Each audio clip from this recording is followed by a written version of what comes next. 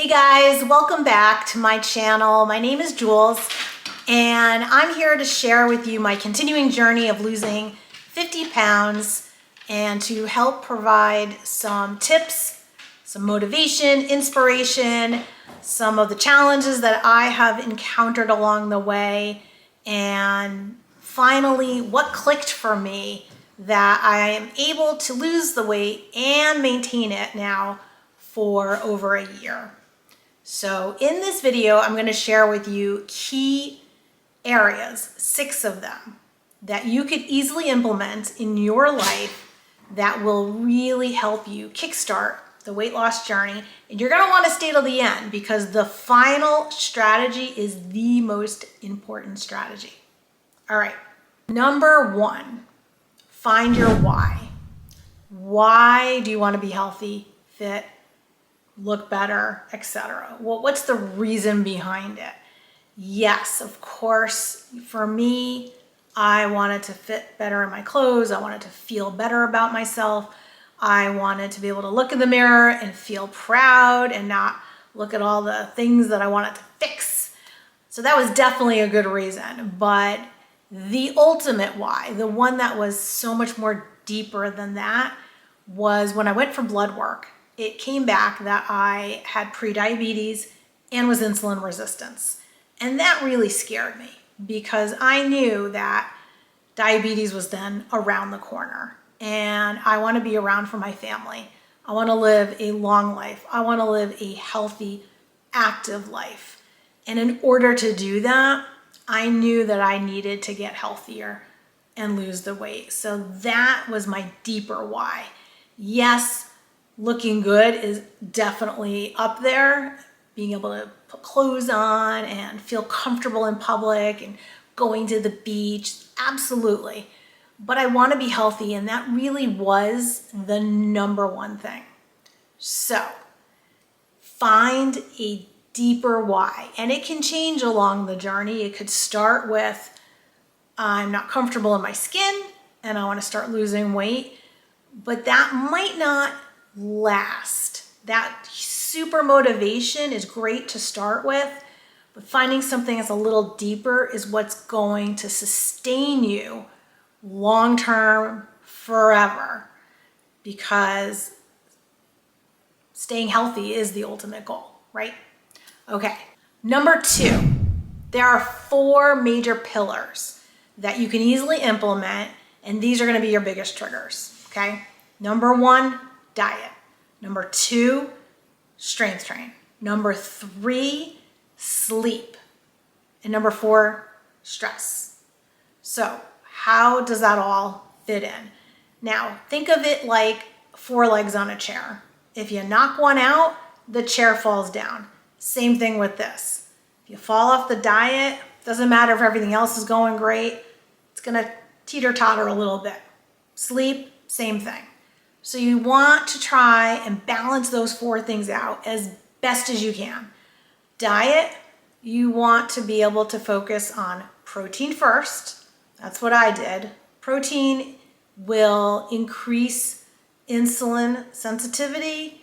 It decreases appetite.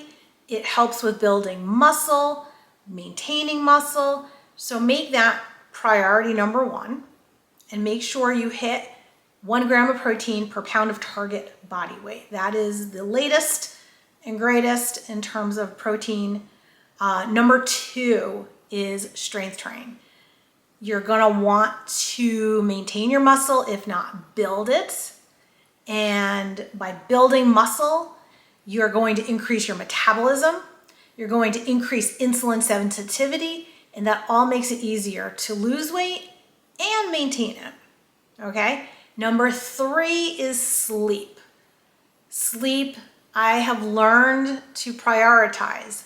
Didn't always do it until more recently, especially having little kids. It gets really hard to prioritize sleep. However, not getting the quality or the quantity does increase your appetite, and it will make it much harder to lose weight. So try and go to bed at the same time every night, get enough sleep, track it, you're going to find a huge difference in how you feel. And then the last is stress. We all have stress, but chronic stress, well, you're gonna try and mitigate that or create tools to try to mitigate that.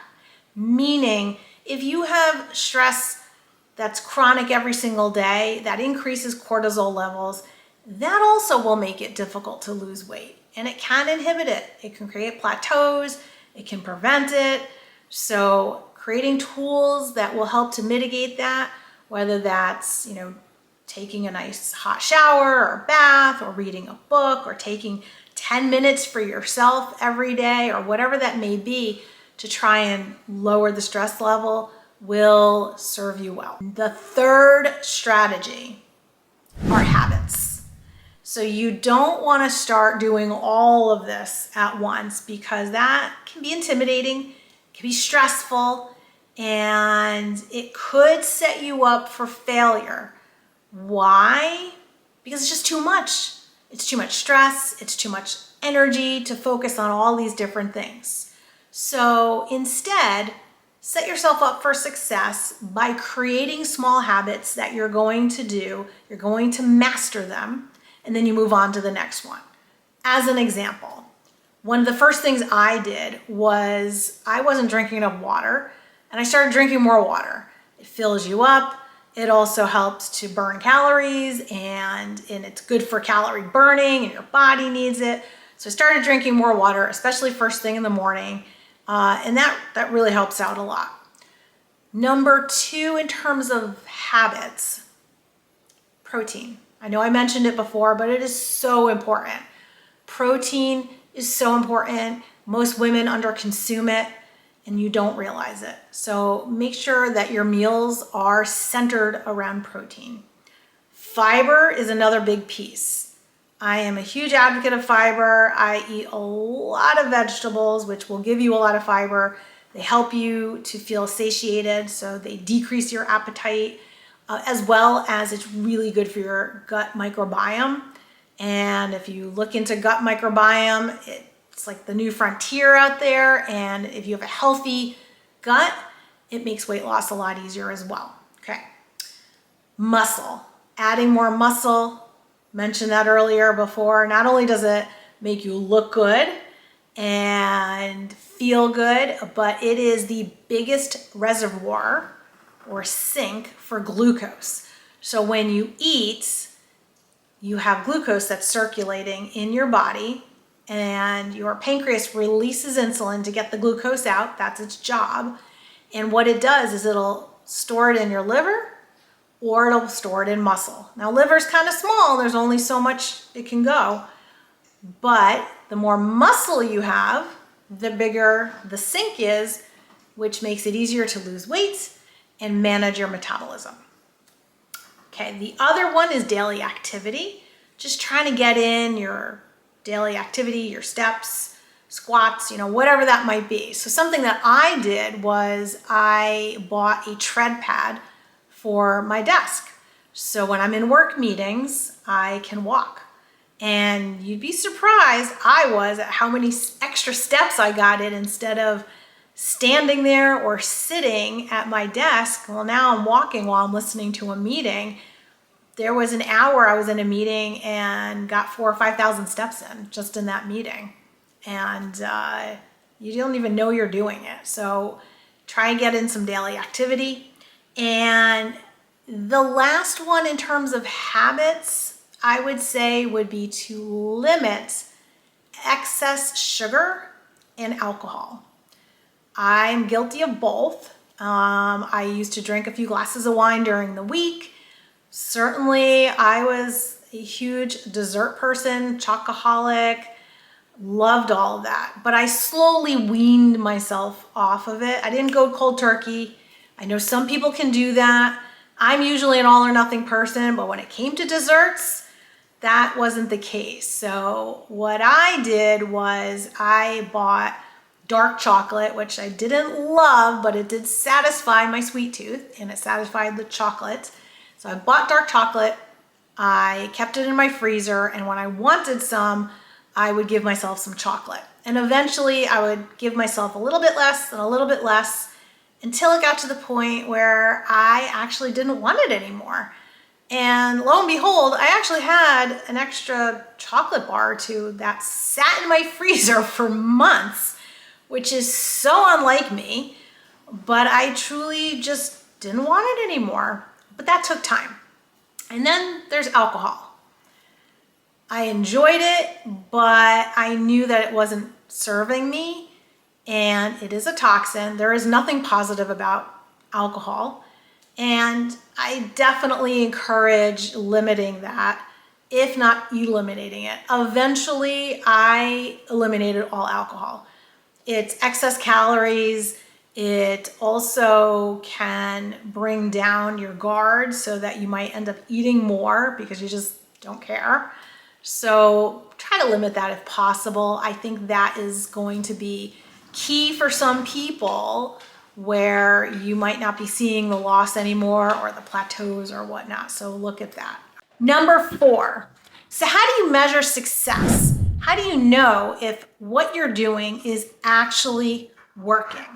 Well, there are a variety of ways that you can utilize to figure out if what you're doing is on the right track and what you're doing is correct. One of them is the scale. Yes, scale goes down. You think you're losing weight. Hopefully it's just body fat, and absolutely that is one measurement. However, the scale will lie. Why? Well, you might be doing everything right. You might have dialed in on the nutrition, strength training, sleep, your stress is low, and you're going, what happened? I've just gained a pound or 2 or 3. Well, here's what may have happened. It could be water retention. It could be water retention from hormones, from having excessive carbohydrates, or just even more carbohydrates. So for every gram of carbohydrate, it attracts 3 grams of water. And that's not a bad thing. And that will go into your muscles. It'll help to grow your muscles and give you energy. And it could be temporary. And then the water weight can go down. So just keep that in mind, that the scale is not always an accurate measurement of success. Other types of areas where you can measure your success: the mirror. Just look in the mirror and see how you're doing, how you look. Do you look tighter? Do you look more toned? That is a great assessment. Pictures. I strongly advocate take the pictures, even if you don't want to. And you think, oh, terrible, but it will help you to see your progress. Take them weekly, monthly, heck, take them daily if you want. And then when you reflect back and you look back at those pictures from a week ago, a month ago, 2 months ago, you will absolutely see the progress. And that's when your mind will probably get blown away, because day to day, you're not going to see it. Again, the scale may lie to you. It could stay the same. It could go up, and you could be shrinking. Pictures don't lie. That will tell you. Measure tape. Get a measuring tape and measure. That also will be indicative if you're getting smaller. And you can do measurements month to month or after a few months, and you will really see the results that way. Are you sleeping better? Do you just feel better in the mornings when you're waking up and you're not feeling so groggy? Well, you know then that you're feeling better, you're sleeping better, you're more energized, and that's a really good indication that your nutrition is on point. And then lastly, you can also go for what's called a DEXA scan or underwater weighing, which are the most accurate ways of assessing body fats. They are considered the gold standard. Now, the DEXA scan is a little easier to get. It also measures muscle and bone density. And if you want to do that, that's something that I've done before, so I could see where I'm at with all 3. Body fat percentage, it'll show you the different areas of body fat as well as visceral fat, lean muscle mass, and your bone density, which are all factors. They're all important. Go once, twice a year. You could see the differences at that point, because your weight could potentially stay the same. If you were to lose 10 pounds of body fat and gain 10 pounds of muscle, which is a lot, especially for a woman, but even for a man, that's a lot. and your body weight stayed the same, you would actually shrink because muscle takes up about 3/4 of the space of fat. It's much denser. So those are measurements of success outside of just the scale. 5. So the 5th, and we're almost at the last strategy here, is planning. This is going to really help you to lose it and maintain again. Plan ahead. So what I do is I will cook extra dinners. I'll cook extra chicken, turkey, beef, whatever it is that I'm cooking, and I'll have extra. And I will now have that as my snack or a lunch, or if I get hungry. If I don't have that, I'm going to be more apt to just grab whatever's there, which probably isn't the healthiest thing. It's not on my plan. I may go over my macros or my calories if I'm not planning. I'll definitely do that, and I have done that. So I find that planning is super, super key. The other area for planning is planning when you're gonna fail. You're going to fail at some point. You're gonna fall off the wagon. You're gonna eat something that you didn't intend to eat. You're gonna be put in a situation where you're gonna do something or you're super hungry and you're just gonna go all out and eat something. It happens. It's okay. What's not okay is continuing that bad eating or binge eating or whatever it is that you did for days and weeks, because that's not going to help you. The best thing you can do is say, hey, you know what? I'm human. It happens. I'm not an exception. I've done it. Get back on, keep going, and don't think about it anymore, but just get back onto your healthy eating, your nutrition, your plan, doing everything that you normally would do. And don't beat yourself up.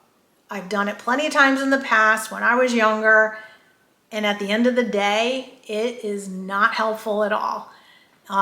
You wouldn't tell your child or a friend, something negative or bad. So whenever you have those negative, intrusive thoughts, you need to put a stop to them, shove them out of the way, and continue on your health journey. All right? And now for the last and final strategy, which is going to tie this all together and is the most important, and that is consistency. If you are consistent most of the time, I guarantee you will be successful. That's it. Just be consistent. You're going to have your ups, you're going to have your downs, but if you are consistent most of the time with your intentions, with your diet, with your strength training and sleep and your stress levels, and you're planning everything out, you're going to be successful. I'm proof of that. I have never figured it out until now, and consistency is the name of the game. If you enjoyed this video, please give it a thumbs up and subscribe if you want to be notified. I'm going to post a video every week. If there is anything in particular that you want to hear about in terms of my journey, leave a comment, ask a question. Let me know how it's going for you as well.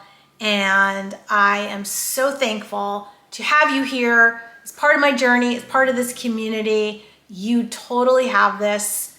You can do it. Stay strong.